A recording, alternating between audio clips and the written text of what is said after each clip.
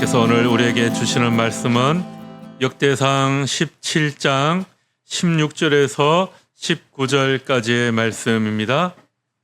다윗 왕이 여호와 앞에 들어가 앉아서 이르되 여호와 하나님이여 나는 누구이오며 내 집은 무엇이기에 나에게 이에 이르게 하셨나이까.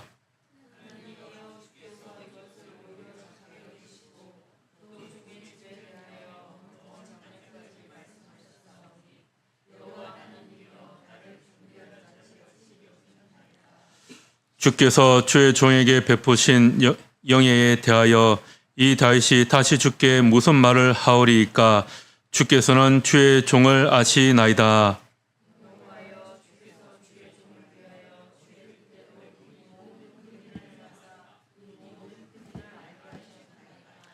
아멘. 추석 명절이 다 되었습니다. 오늘 이렇게 함께 또 온 가족이 모여서 예배하게 되니 참 감사합니다. 추석은 추수에 앞서서 풍년을 기원하는 그런 날이죠. 그렇죠. 추석 때가 되면 사실은 아직 곡식이 다 열리지 않았어요. 다 익지 않았어요. 그런데 왜 이때 추석을 기념하느냐 하면 그 여름 한철 그 농사를 짓는데 다 고생이 이제 다 끝나고 열매가 잘 맺히기만 하면 되는 거잖아요. 잘 익기만 하면 되는 거니까 그 농사의 중요한 그 고비를 다 넘기고 미리 곡식을 좀 걷어서 조상들에게 제사를 지내면서 풍년을 기원하는 그런 날이라고 합니다.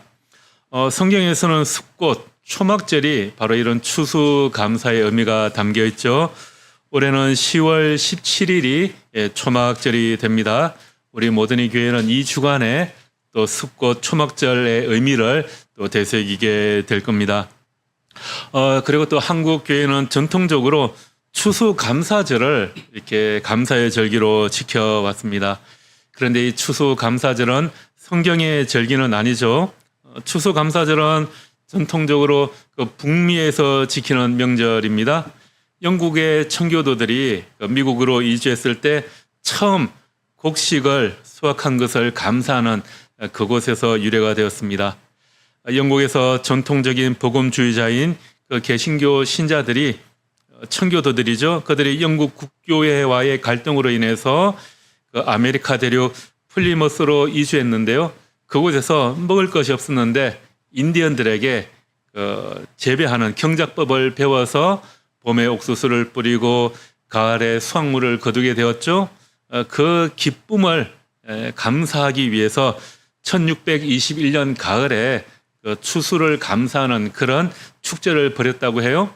자, 이때 청교도들은 자기들이 그 땅에 틀을 잡고 농사를 지을 수 있도록 가르쳐준 그 인디언들을 초대해서 자신들이 추수한 곡식과 또 칠면조 이런 것들을 잡아서 함께 축제를 벌인 거죠.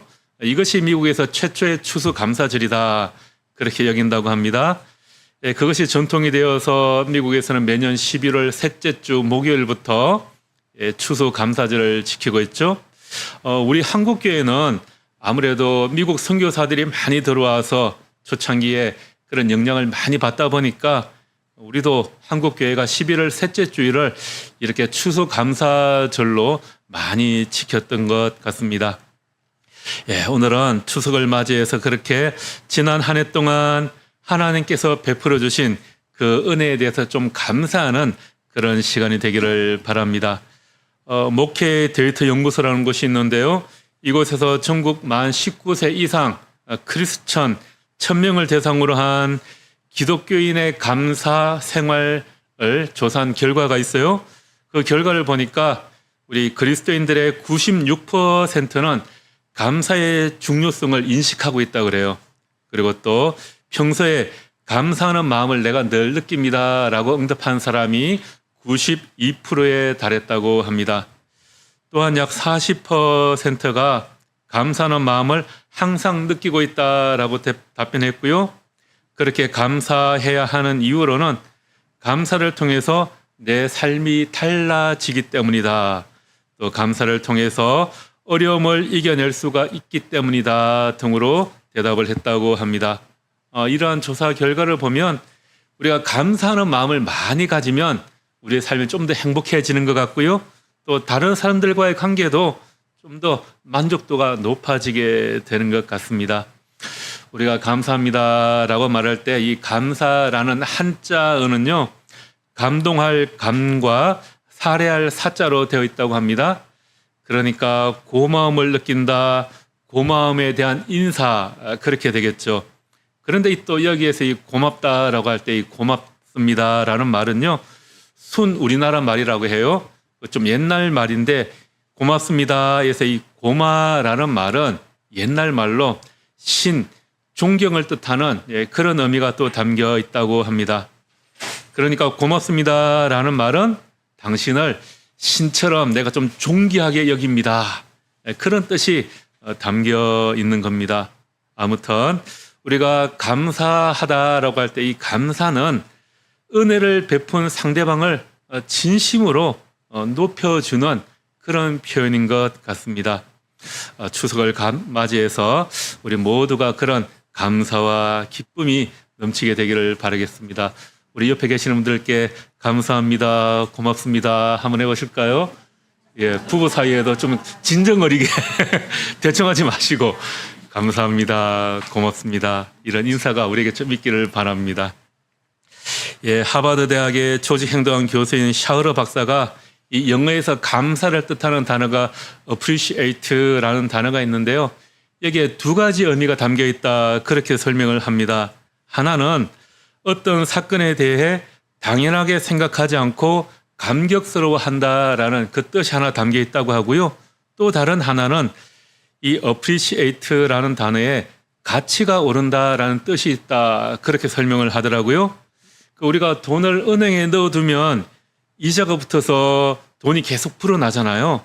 그것처럼 우리가 감사하고 감격스러워하면 그것의 가치가 더 올라가게 된다라는 겁니다. 더 많이 가져야 감사한 것이 아니라 지금 가지고 있는 것에 감사하면 그 가치가 더 커지게 되더라라는 겁니다. 예, 오늘 이건 말씀에 나오는 다윗, 이 이스라엘의 두 번째 왕 다윗은 그 인생이 이제 마치 순풍에 돛단 듯 만사가 모든 것이 제대로 다 잘 풀리는 그런 시기를 맞이하고 있습니다.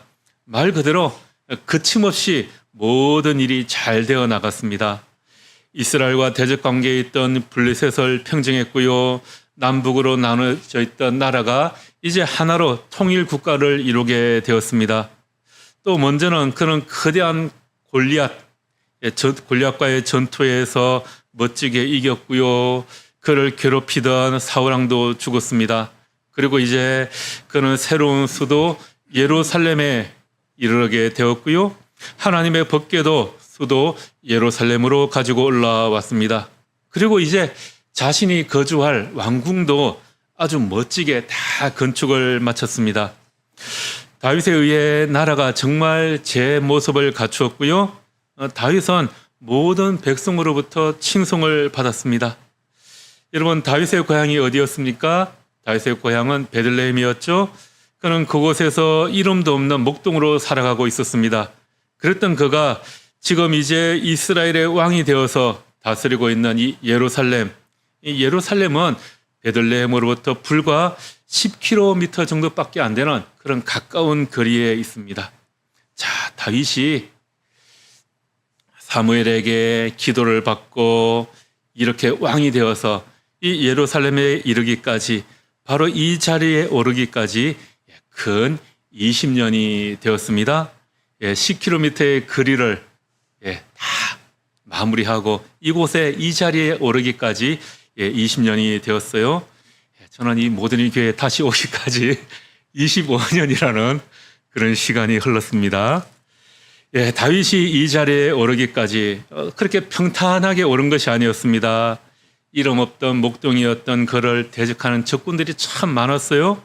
또 집 없이 광야를 방황하던 시절도 있었고요. 사울왕을 피해서 마치 미친 척을 하며 그렇게 보내했던 시기도 있습니다. 그리고 드디어 평화가 찾아왔습니다. 왕이 되었고 자신이 살아갈 왕궁도 정말 멋있게 백향목으로 지었습니다. 다윗은 자신을 지금 이 자리에까지 오르게 하신 하나님께 감사했습니다. 그래서 내가 하나님께 무엇을 해드릴 수 있을까? 무엇인가를 해드리고 싶었습니다. 그토록 많은 것을 이루어 주신 그 하나님을 생각하며 하나님께서 거하실 성소를 건축하고 싶었습니다. 자신은 백향목으로 지어진 이 멋들어진 왕궁에 살고 있는데 주님의 언약궤는 아직까지 그 휘장의 텐트 안에 있는 겁니다. 너무 송구스러웠겠죠. 그래서 나단 선지자에게 자신의 그 마음을 이야기합니다. 나단 선지자도 다윗의 말을 듣고 너무 기쁘게 찬성하며 그날 밤 하나님께 기도를 했습니다. 그런데 하나님의 응답이 무엇이었죠? 아니, 잠깐 기다려라 라는 것이었습니다. 아마 나단이 다음날 아침에 다윗을 찾아가서 이 하나님의 응답을 전달하는 것이 한편으로 굉장히 좀 곤란했을 것 같아요.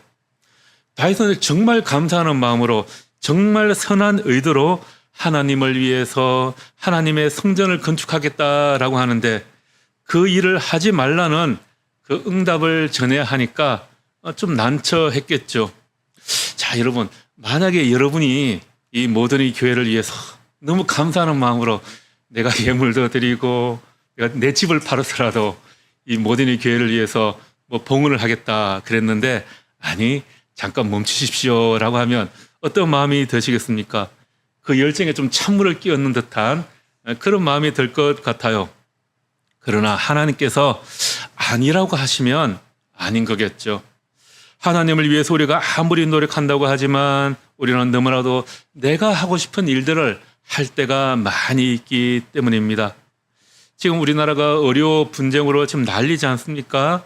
뭐 정부에서는 대통령은 이게 다 국민을 위한 거고 의료 계획을 위한 것이라고 말하는데 이렇게 큰 반대가 있고 그러면 뭡니까?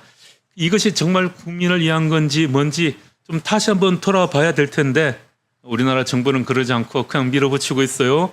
이렇게 똥꼬집을 피우는 건 자기가 하고 싶은 걸 그냥 하는 거죠. 다른 게 없는 겁니다. 자, 그런데 나단으로부터 이런 하나님의 말씀을 들은 다윗은 어떻게 했습니까? 아니, 내가 얼마나 감사하는 마음으로 하나님께 이렇게 드리려고 하는데 이것을 반대하십니까? 그러지 않았습니다. 다윗은 성막으로 들어가서 주님 앞에 무릎을 꿇고 기도를 합니다. 오늘 16절에 나와 있는 말씀이죠. 아니, 하나님, 내가 누구이며 내 집안이 무엇이기에 주님께서 나를 이러한 자리에까지 오르게 하셨습니까? 오히려 다윗은 이렇게 기도하고 있습니다. 다윗은 하나님 앞에 무릎을 꿇고 기도합니다. 지금은 다윗의 전성시대입니다. 이제 그에게 그칠 것이 없는 시기입니다. 자기가 하고 싶은 것은 무엇이든 자기 마음대로 다 할 수 있는 힘과 능력과 지위 모든 것이 다 있습니다. 만약 다윗이 마음만 먹는다면 그의 손으로 하나님이 거하실 이 성전을 건축하지 못할 이유가 전혀 없습니다. 그런데 다윗은 주님 앞에 무릎을 꿇었습니다. 하나님 앞에 무릎을 꿇고 기도합니다. 그렇게 무릎을 꿇고 왕으로서의 모든 권리와 힘을 내려놓고 자기 삶의 왕이신 하나님 앞에 잠잠히 그리고 겸손하게 나아갔습니다. 다윗은 하나님을 향한 뜨거운 열정과 지금 이 자리에까지 오르게 하신 하나님께 감사하며 하나님을 위한 위대한 계획을 세웠었습니다. 그런데 하나님께서 그런 다윗을 멈춰 세우셨습니다. 하나님께서 억지로 못 가게 하신 것이 아니었죠. 다윗은 자신을 멈춰 세우시는 하나님 앞에 무릎을 꿇고 온전히 순종했습니다. 다윗은 그때 하나님 앞에 무릎을 꿇었을 때 자기가 어떤 존재였는지를 깨닫게 되었던 겁니다. 자기 현재의 모습이 아니라 과거에 내가 어떤 존재였는가를 깨닫는 것, 그것이 하나님 앞에 겸손해지는 첫 번째 조건인 것 같습니다. 자, 여러분, 그렇게 하나님 앞에 무릎을 꿇었을 때 다윗은 자기가 어떤 존재인지 깨닫게 되었습니다. 그는 베들레헴 시골에서 양을 치는 집안의 막내 아들이었습니다. 이세의 8명의 아들 중에 막내였죠. 아버지로부터도 인정을 제대로 받지 못하는 그런 아들이었던 것 같아요. 사무엘이 베들레헴을 방문하여 이새와 그의 아들들을 제사에 초대했을 때 다윗은 그 자리에 함께하지 못했습니다. 혼자 저 들판에서 양을 치고 있었습니다. 아버지가 이 다윗을 부르지도 않았습니다. 자, 얼마 후에 이웃나라 블레셋이 침입을 하자 징집 명령이 내려졌죠. 큰아들 셋은 사울을 따라서 싸움터에 나가게 되었습니다. 첫째, 둘째, 셋째는 전쟁터로 나갔고 동생들은 집에 남아 있었습니다. 막내 다윗은 집에서 여전히 양을 치고 있었죠. 자, 그런데 그때 아버지가 심부름을 시킵니다. 전쟁터에 나가 있는 제 형들에게 맛있는 음식을 좀 갖다 주어라 라는 겁니다. 군에 간 형들에게 피자와 치킨을 사서 간식을 좀 주고 와라 라는 겁니다. 자, 다윗은 볶은 곡식과 빵과 치즈를 준비해서 형들에게 찾아갑니다. 그렇게 아버지의 심부름으로 전쟁터에 갔다가 골리앗이 하나님을 무시하는 것을 보고 제 마음대로 설치는 것을 보게 되었고요. 그 유명한 다윗과 골리앗의 싸움이 벌어지게 되는 겁니다. 자, 우리가 다윗 하면 제일 먼저 떠오르는 게 그인 골리앗과의 싸움이죠. 그런데 다윗이 이 아버지의 심부름을 하지 않았다면 이런 일이 일어나지 않았을 겁니다. 생각해 보면 왜 다윗의 아버지는 남아있는 다른 형들에게 심부름을 시키지 않고 막내 다윗에게 심부름을 시켰을까 생각을 해보게 됩니다. 전쟁에 나가지 않고 남아있는 형들이 아직 4명이나 더 있지 않습니까? 보통 보면 막내 아들은 귀여워서 오히려 심부름을 시키지 않을 것 같아요. 그런데 이상하게 이새는 막내 아들 다윗에게 그 심부름을 시킵니다. 또 막내 입장에서 아니 형들에게 좀 시키지 왜 나를 시키냐 하고 형들에게 좀 미룰 수도 있을 것 같아요. 본인이 가지 않아도 될 만한 핑계를 충분히 댈 수 있습니다. 그런데 다윗은 전쟁터로 나갔고요. 골리앗을 만나게 됩니다. 그리고 골리앗과의 싸움에서 왕의 신임을 얻게 되고 그의 앞길이 열리게 된 것이죠. 아버지의 말에 순종한 결과 이스라엘의 왕이 되는 그런 길이 열리게 되었습니다. 여러분, 왜 굳이 아버지는 막내 다윗을 전쟁터로 보냈을까요? 가지고 가야 할 음식이 양도 꽤 됐겠죠? 다른 형들하고 같이 간 것도 아니고 막내 아들 홀로 그 길을 갔습니다. 왜 다윗이었을까? 오늘 본문 앞에 나오는 역대상 17장 7절 말씀에 보면 이렇게 기록되어 있습니다. 7절 말씀입니다. 또한 내 종 다윗에게 이처럼 말하라. 만군의 여호와께서 이처럼 말씀하시기를 내가 너를 목장 곧 양떼를 따라다니던 데에서 데려다가 내 백성 이스라엘의 주권자로 삼고 그 목장에서 다윗을 데리고 나오신 분이 누구라고요? 바로 하나님이시다라는 겁니다. 다윗은 하나님 앞에 무릎을 꿇고 기도하면서 하나님 앞에서 자신이 어떤 존재인지를 알게 되었던 겁니다. 다윗은 베들레헴 시골에서 무명의 목동 생활을 하였습니다. 그것도 막내 아들로 별 취급도 받지 못했어요. 그랬던 자신에게 하나님이 기름을 부으시고 왕의 자리에까지 이르게 하셨습니다. 목동을 불러내어서 전쟁터로 가게 하신 것, 전쟁터에서 골리앗을 만나 그 거인을 쓰러뜨린 일, 또 사울왕의 총애를 받다가 쫓겨다니는 일, 그 가운데에서도 자신을 지켜주신 그 하나님을 온전히 기억하게 되었던 겁니다. 그리고 자신을 지금 이곳 이 자리에까지 오르게 하신 모든 것이 다 하나님의 은혜다라는 것을 깨달았던 거죠. 지금 이러한 자리에까지 오르게 하신 하나님을 생각할 때 자신의 계획을 따르는 것이 아니라 하나님의 계획을 따를 수 있게 된 겁니다. 목동을 불러내어서 왕의 자리에 오르게 하신 하나님을 생각할 때 자기의 힘으로 하나님을 위해서 열심을 내는 왕의 길을 포기하고요. 만왕의 왕이신 하나님의 주권에 순종하는 삶을 살아갔던 것입니다. 자, 여러분도 지금 여기 이 자리에까지 인도하신 그 하나님의 손길을 한번 생각해 보십시오. 그러면 매 순간이 하나님께서 인도하셨음을 깨닫게 될 것이고요.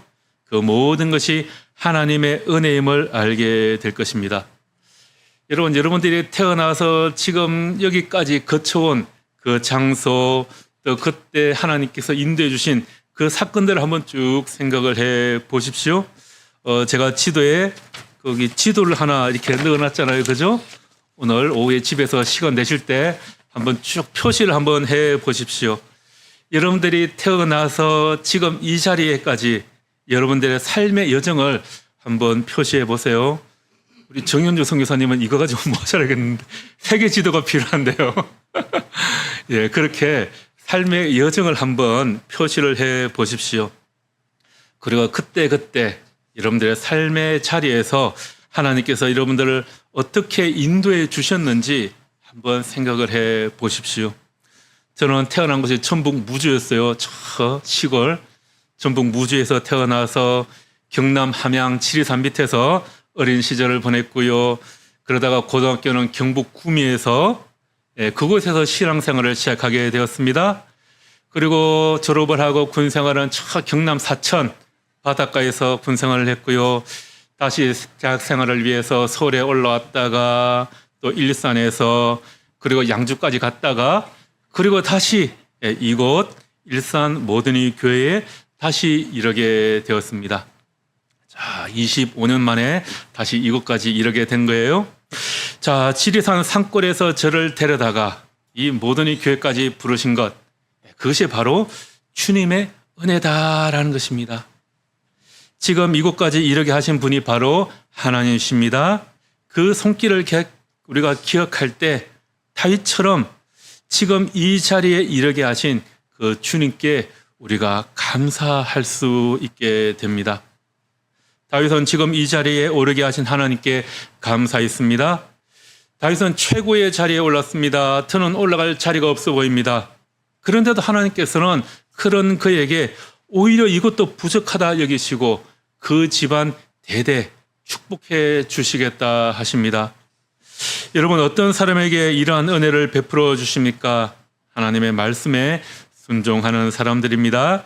만약에 그때 다윗이 하나님 앞에 무릎을 꿇지 않고 만약 자기 생각대로 하나님께서 거하실 그 성전을 지었다면 어떻게 되었을까요? 자기 좋자고 하는 게 아니지 않습니까? 하나님의 일을 위해서 하는 것입니다. 아주 좋은 의도이죠. 그래서 하나님께서 멈추라고 하시는데도 그의 생각에 옳은 대로 그 일을 했다면 아마도 다윗은 성전 건축은 할 수가 있었겠지만 하나님의 사람으로서는 실패했을지도 모르겠습니다. 그것은 하나님과 하나님의 행하심보다 자신과 자신의 행함을 더 중요시하는 사람이기 때문입니다. 우리는 하나님께서 멈추라고 하실 때 멈출 줄 알아야 합니다. 그런데 우리가 사람들은 자기가 그 자리에 오르게 되면 자기가 다 잘나서 그런 줄 알게 되는 것 같아요. 하나님 앞에서 겸손할 줄 모르고 자기 잘못을 절대 인정하지 않습니다. 좀 부끄러운 일이지만 요즘 우리 교단의 총회장 때문에 참 말이 많습니다. 우리 교단을 대표하는 총회장이 여러 가지 불륜 문제도 있고 해서 사퇴하라는 그런 요구가 있었는데 끝까지 버티고 있어요. 그렇게 버티다 보니까 다음 주간이 이제 총회 주간이 됩니다. 다음 주간이 마지막인데 그러면 총회라도 나오지 말라. 그렇게 요청을 하는데도 안 나오겠다. 그런 말이 없어요. 지난 주간에 기사를 보니까 이분이 자기의 잘못을 반성한다라는 생각을 가지고 하나님의 뜻을 구하겠다며 40일 금식 기도를 했다고 그래요. 그렇게 40일 금식 기도를 끝내고 나서 나오는 그에게 뭐 총회장을 사퇴할 거냐, 총회 어떻게 할 거냐 물어봤더니 이분이 하시는 말씀이 계속 기도하면서 모든 분들이 우려하지 않을 결정을 내릴 것이다. 이렇게 대답을 했다고 합니다.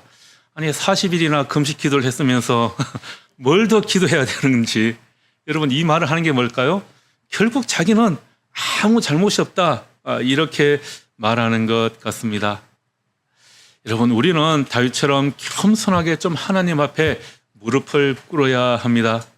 그리고 내가 누구인지 잘 잘 생각해 보아야 합니다. 내가 어떤 존재인지를 알면 하나님 앞에 겸손해질 수 있습니다. 그때 우리는 하나님 앞에 감사할 수 있습니다. 부모님들은 여러분들의 자녀를 보시면 어떻습니까? 참 잘 자랐죠, 우리 자녀들. 예, 부모님들은 야, 내가 너를 키우기 위해서 그동안 고생한 게 얼마인데 너 내 이런 마음을 알아주기는 하느냐, 이런 마음이 늘 있는 것 같아요. 예, 우리 딸도 참 잘 자란 것 같은데 예, 그 부모의 마음을 알아줄 줄은 모르겠지만, 그런데 여러분 사실 생각해 보면 어떻습니까? 우리 부모가 별 도움이 된 게 없다라는 그런 생각을 하게 됩니다. 하나님께서 지금 이렇게 자라게 해 주신 거죠. 추수의 계절인데 농부가 봄에 씨앗을 뿌리고 여름에 아무리 수고를 해서 곡식이 잘 자라도 어떻습니까? 추수 앞두고 가을에 태풍 한번 불어버리면 그 모든 수고가 끝이 나버리는 거잖아요. 그래서 우리에게는 하나님의 은혜가 필요한 겁니다. 그렇다고 자녀들이 뭐 지 잘나서 지가 지금 이 모습으로 이렇게까지 이러게 되었을까요? 또 그건 아니죠. 어쨌든 부모님의 헌신과 하나님의 인도하심이 있었기에 이 자리에 있는 겁니다. 자, 우리가 이렇게 생각하면 하나님께 겸손해질 수 있고요. 하나님의 인도하심을 온전히 깨닫게 되고 하나님께 감사하게 됩니다. 부모 입장에서는 자녀들이 잘 자라주어서 고마운 거고요. 자녀들은 자기들을 이렇게 잘할 수 있게 수고해 주신 부모님이 있다는 것에 감사할 수 있는 겁니다. 그런 감사가 우리 모두에게 있기를 바랍니다. 사도 바울의 몸에는 가시처럼 그를 괴롭히던 병이 있었죠. 그래서 가시로 가지고 있는 병이 낫기를 위해서 주님께 간절히 기도합니다. 그러나 주님의 응답은 내 은혜가 너에게 족하다라는 것이었습니다. 여러분, 다윗이나 바울이 얼마나 위대한 사람들입니까? 그들은 하나님만을 섬겼고요, 하나님께서 인정해 주시는 훌륭한 믿음의 사람들이었습니다. 그리고 주님께서 친히 선택하신 사람들입니다. 그런데도 주님께서는 다윗의 기도를, 바울의 기도를 들어주시지 않았습니다. 아무리 다윗이나 바울이라 하더라도 하나님께서 지정하신 것 그 이상은 할 수 없다는 것입니다. 아무리 선한 의도로 하나님을 위한 일이라 하더라도 하나님께서 허락하지 않으시면 그것은 해서는 안 되는 일이라는 거죠. 우리의 모든 것을 하나님의 뜻 안에 두는 사람들이 복이 있습니다.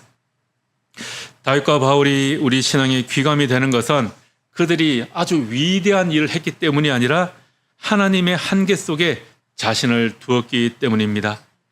지금 이곳 이 자리에 오르게 하신 분이 하나님이심을 알고 살았기 때문에 하나님께서 그만두라고 하실 때, 하나님께서 아직 때가 아니라고 하실 때 그렇게 멈출 수가 있었던 것이겠죠.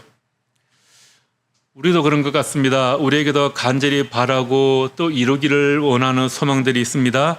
때로는 그 일들을 이루기 위해 하나님께 때를 쓰기도 합니다. 때로는 억지를 부릴 때도 있죠.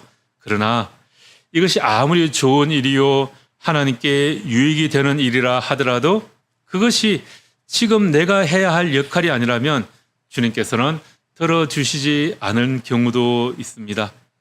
그때 실망하지 않고 다윗과 같이, 바울과 같이 담담히 하나님의 뜻을 받아들이기 위해 우리에게 필요한 것이 무엇이겠습니까? 그것이 바로 감사입니다. 또 먼저 내가 어떤 존재였는지를 다윗처럼 한번 생각을 해보는 겁니다. 내가 지금 이 자리에 어떻게 서게 되었는지를 한번 생각해 보는 겁니다. 지금 제가 이 자리에 어떻게 서 있게 되었을까요? 모든 이 교회에 어떻게 다시 이르게 되었을까요? 내가 잘나서 나 아니면 이 교회에 올 사람이 없었기 때문에 뭐 그럴 수도 있겠을까? 예, 그렇진 않겠죠. 예, 이곳에 저를 이르게 하신 분이 하나님이시고 제가 이곳에 있게 하신 것이 바로 하나님의 은혜입니다. 또 지금 나의 환경에 만족하며 지금 나에게 베풀어 주신 주님의 은혜를 기억하며 늘 감사할 줄 알아야 하겠습니다. 내가 받은 것을 받은 것으로 인정하는 것이 감사입니다. 지금 여기까지 나를 인도하여 주신 주님께 감사할 줄 알아야 합니다. 이런 사람이 참으로 하나님께 속한 사람이고 하나님이 사용하시는 사람입니다. 우리가 주님 앞에 무릎을 꿇고 내가 어떤 존재에 있는지를 생각해 볼 때 주님께서 나에게 베푸신 은혜가 나에게 얼마나 넘치고 차고 풍성한 것인지 발견하게 됩니다. 단지 우리가 그 은혜를 감사함으로 받아들이지 못하기 때문에 우리가 만족하지 못하는 것입니다. 지금까지 우리에게 베풀어 주신 하나님의 은혜를 한번 헤아려 보십시오. 내가 어떤 존재에 있는지를 한번 살펴보는 겁니다. 지금 여기까지 나를 인도하신 그 하나님의 손길을 더듬어 보십시오. 그리고 감사하시기 바랍니다. 말씀을 마무리하겠습니다. 다윗의 일생을 살펴보면 그는 정말 고난과 역경의 연속이었습니다. 시골 목동이 막내 아들로 태어나서 인정을 받지도 못했습니다. 골리앗과의 싸움에서 이기기는 했지만 그때부터 사울 왕의 시기와 질투로 오히려 늘 죽음의 위협을 느끼며 도망 다녀야 했습니다. 주님을 위해 성전을 짓겠다고 했는데 거절당했습니다. 한편으로는 화도 나고 납득되지 않는 상황이 그에게 너무나도 많이 일어났습니다. 하지만 하나님께서는 다윗을 향한 놀라운 계획을 계획 중에 있었습니다.